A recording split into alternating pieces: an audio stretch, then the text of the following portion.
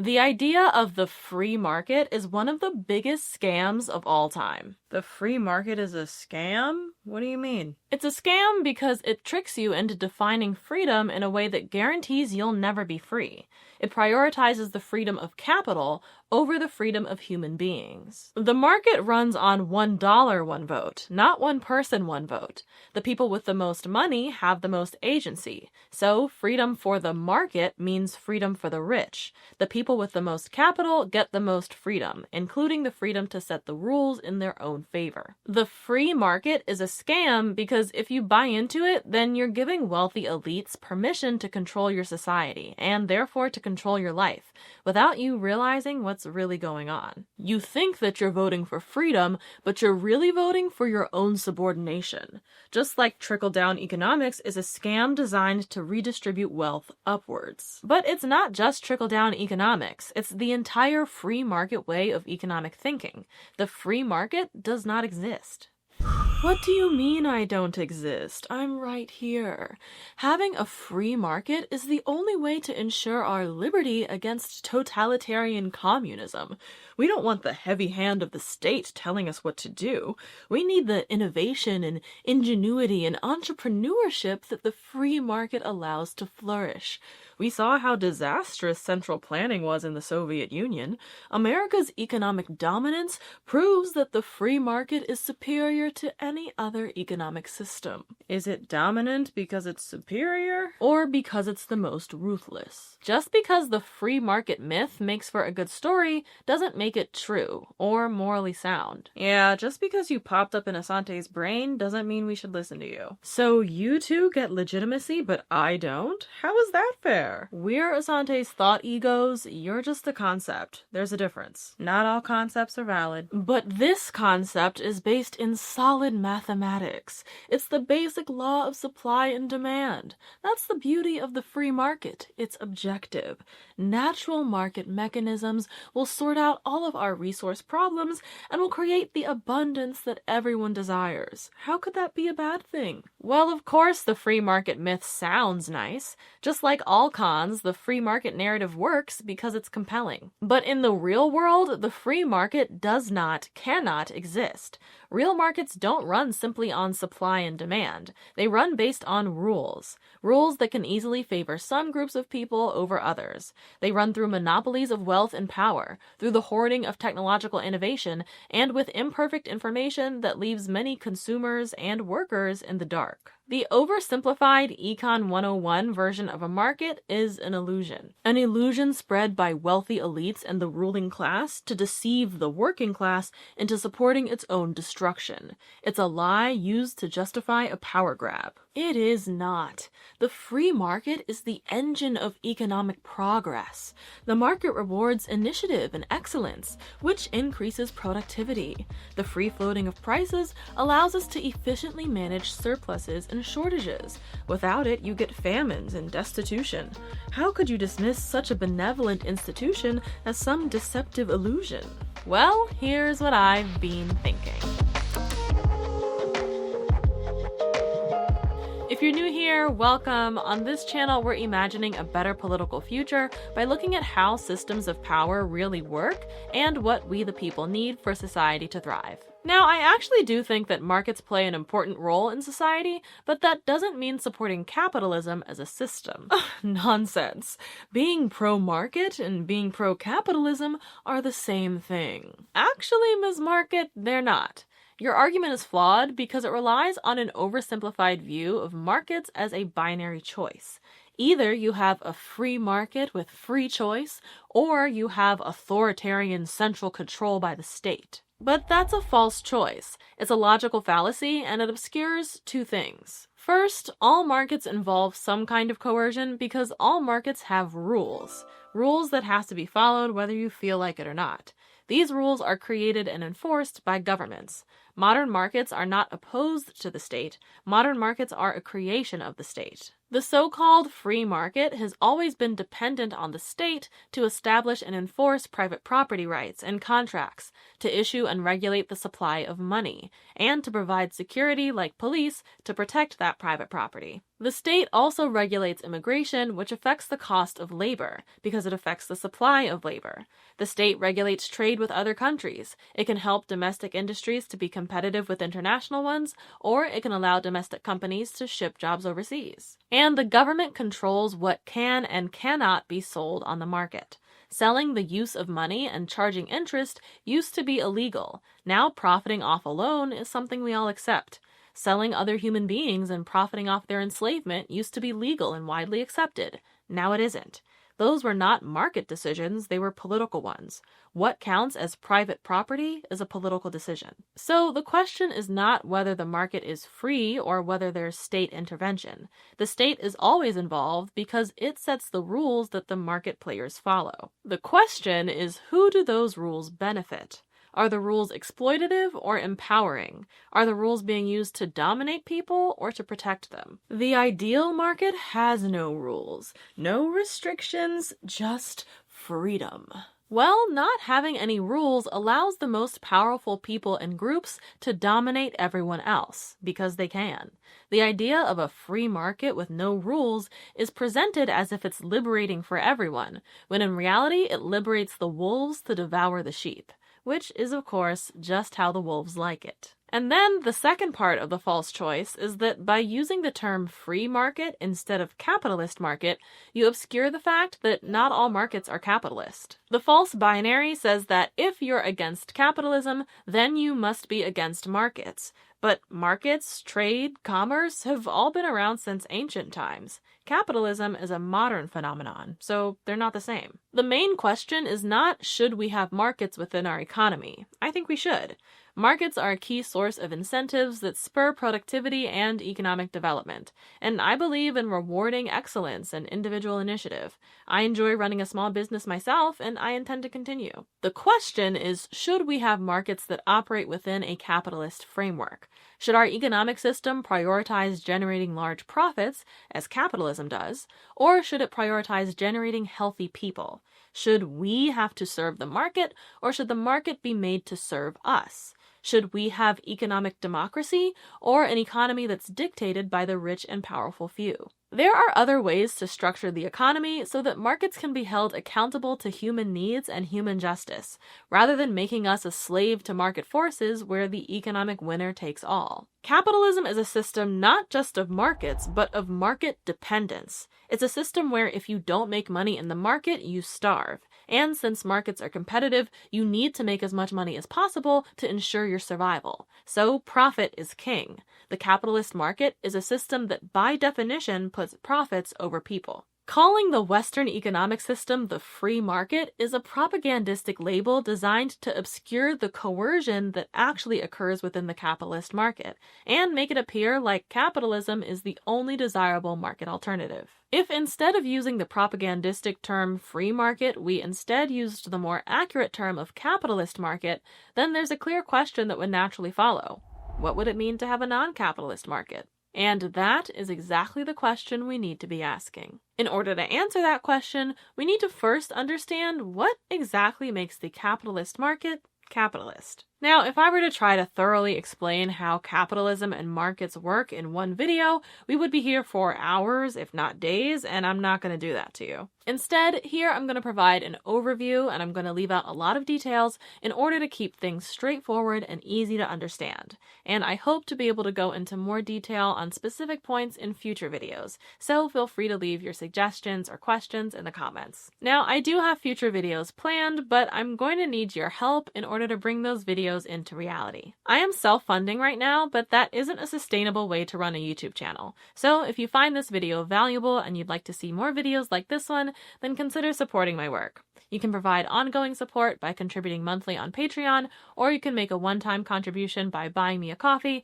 Links to both will be in the description and in the comments. With your help, I'll be able to make many more videos about capitalism, democracy, and innovative political economic possibilities. So hopefully more details to come, but here's an overview of how the capitalist market actually works and why real economic freedom requires a different approach. Capitalism is a specific way of structuring society and the economy. The defining feature of capitalism is market dependence. Everyone in society becomes dependent on the market in order to obtain the resources they need to survive. Rather than being able to grow all the food you need, you have to go to the market and buy food.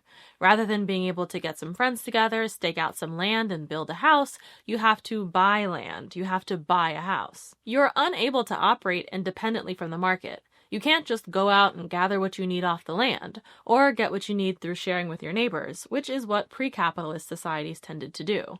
Instead, everything is privately owned, everything has a price, and those prices are used to coordinate actors across the market. This is a relatively new way for societies to operate, and it didn't occur naturally. It was established through force.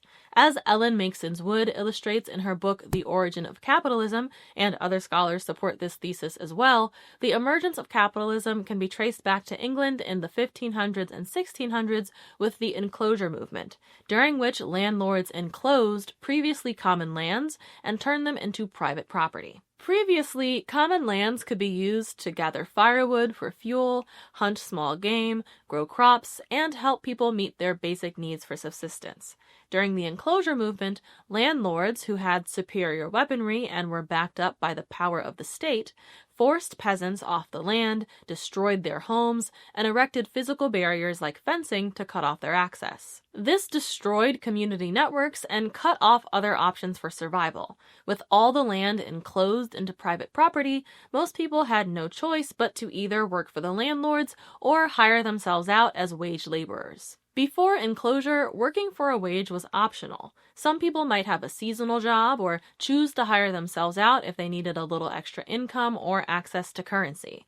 After enclosure, unless you were wealthy enough to own land or had enough capital to start a business, you had to work under a landlord or for some other employer in order to meet your basic needs. With the land now enclosed and therefore made scarce and limited, a market for land developed where the rent a landlord charged could rise and fall based on demand. This was different from rent under feudalism, which was more of a consistent annual tribute, burdensome but predictable, and more about social obligation rather than being directly tied to productive output.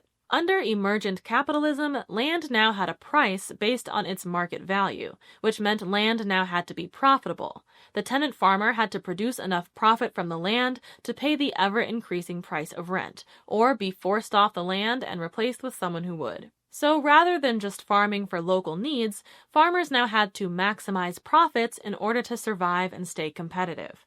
And that's where the drive to maximize profit begins, with the most profitable property being superior. Profitable property is otherwise known as capital, so maximizing capital is at the core of the system. Hence, capitalism. As this history shows, capitalism is fundamentally based on private coercion by powerful owners, violence, theft of public resources, and exploitation of now desperate workers, all supported by state power. Not exactly a situation I would describe as free. And enclosure is not something the peasants wanted. They put up a resistance. Enclosing a resource, excluding it from being used by others and making it private yet desired is a prerequisite for creating a market for that thing. If I could just pick something up off the ground, then why would I pay for it? Markets require making things inaccessible. Before capitalism, there were primarily markets for luxuries, things that were inaccessible because they came from faraway countries, or were made of specific rare materials, or required specific craftsmanship to create. Since capitalism, there are now markets for absolute necessities that people cannot live without, including resources that come from nature like land, which nobody had to create.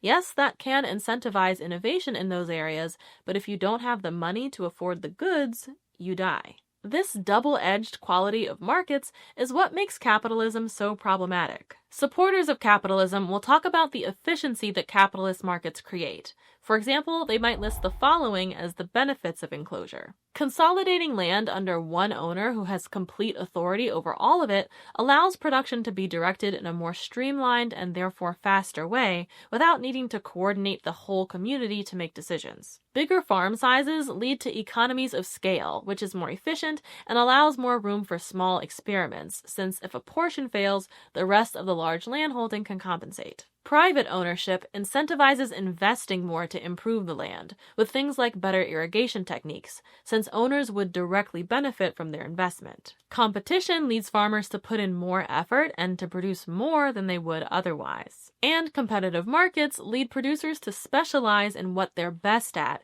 in order to differentiate themselves and gain a competitive advantage. That leads to higher quality output. All of these things lead to an increase in productivity, which translates to increased wealth. Now, proponents of markets will also say that they increase technological innovation, but human innovation happens regardless of the markets. It's just that the market competition leads people to innovate faster in ways that produce higher short-term profits, which is not necessarily the same as innovating for greater human well-being, but I hope to get into that in a future video. Even leaving the innovation question aside, it is absolutely true that the capitalist market leads to increases in productivity and wealth. So yes, that is a benefit. But wealth for who? The problem with this view isn't with what it presents, it's with what it leaves out of the picture. Presenting only the positive without acknowledging the negative completely distorts the nature of what we're really talking about. This is a problem with the liberal viewpoint in general. It's incomplete. It focuses only on the individual and individual motives without considering the larger context of group dynamics, power imbalances, and social structures that shape and restrict the abilities of any particular individual. Most liberals only tout the benefits of markets as motivators of individual productivity without considering the social costs or dismissing them as negligible. Because the market does provide clear benefits, it's assumed that any costs are worth it. Enclosure, according to this view, was a necessary evil. Yes, entire groups of people were disempowered, impoverished, and even killed, but look at the efficiency. Yes, the capitalist profit motive has compelled genocide and slavery in order to grab more land and labor, but don't talk about that. You're such a Debbie Downer. Just look at the economic growth. In other words, certain people's lives are expendable if it leads to an increase in wealth. Some people deserve to suffer so that I can get rich. And you can see how this very quickly turns into a psychopathic way of thinking. And just takes us to some places that, maybe we'd rather not go. Psychopaths, by the way, are people who are incapable of feeling empathy for other human beings, or of feeling guilt at having caused their suffering. But this is the kind of thinking that arises when you boil everything down to price. You strip away the social and human context, and that's the point. Humans are messy, complex, emotional, and interrelated in ways that are hard to calculate. But numbers, you can optimize. Prices are what both create the market efficiency that advocates celebrate and facilitate the exploitation that critics despise. And if you think about how prices work, you can understand why. The big benefit of markets is that prices are supposed to accurately reflect supply and demand. Buyers and sellers need to set their prices in a responsible way because if they don't, they risk not generating enough revenue and profit or overspending and falling into bankruptcy. That means prices can't be too high because no one will buy, and prices can't be too low or no one will sell. This, as the theory goes, keeps the price just right and ensures that buyers and sellers both get what they want. This is called market discipline, and it supposedly constrains the prices set by market actors, which makes the market efficient. Accurate prices signal shortages and surpluses and facilitate the trade needed to address them. It's a neat little theory, right? But the same discipline that constrains prices, the need to avoid bankruptcy, means that if your business or household isn't successful, you'll potentially lose everything. That makes profit-seeking critical, especially because you need to stay competitive. So that means you have to maximize your revenue and minimize your costs by any means necessary. You have to make a profit regardless of the true human and environmental cost. And a transaction is just a transaction. Buyers and sellers are often anonymous, so there's no need to think about the larger impact. Just make number go up. And note that the human cost is not the monetary cost that's factored into price. Which brings us to why price will never be an accurate indicator of the true cost and benefit of producing goods. And I'll give you 3 key reasons here. First, prices only work with things that are quantifiable, but you can't actually quantify the value of clean air and water, the value of a hospitable climate, the value of human life and therefore human health, or the value of accurate knowledge and information. You can't quantify these life-giving forces because life is priceless. You also can't quantify things that are dynamics between people: power, love, trust. And yet, all of those things need to be well managed and maintained in order to run a society, and they're all affected by material resources. But the market is not going to be efficient in regulating these interpersonal dynamics and life-giving resources in an equitable, just, and honest manner because you can't put a price on them. Second, real markets are never efficient. In the real world, prices are not just determined by supply and demand. They're also determined by the power some market players have over others. This creates market distortions and inefficiencies. As Joseph Stiglitz points out in his book, The Road to Freedom, a number of economists have proven that market prices are only efficient when there is 1. Perfect information about the characteristics of all goods at all times, 2. Perfect competition within the market, so no monopolies, oligopolies, or abuses of concentrated market power, and 3, there is no technological change. But of course, in reality, 1, some players do have better information than others. In fact, they pay to get better information than others. 2, some players have more market power and market dominance than others. In fact, they work to increase their market dominance. And 3, companies are always making technological changes so they can get an advantage over others. So not only are real markets never efficient, but capitalism, with its profit or die imperative, incentivizes companies to do the things that make markets less efficient.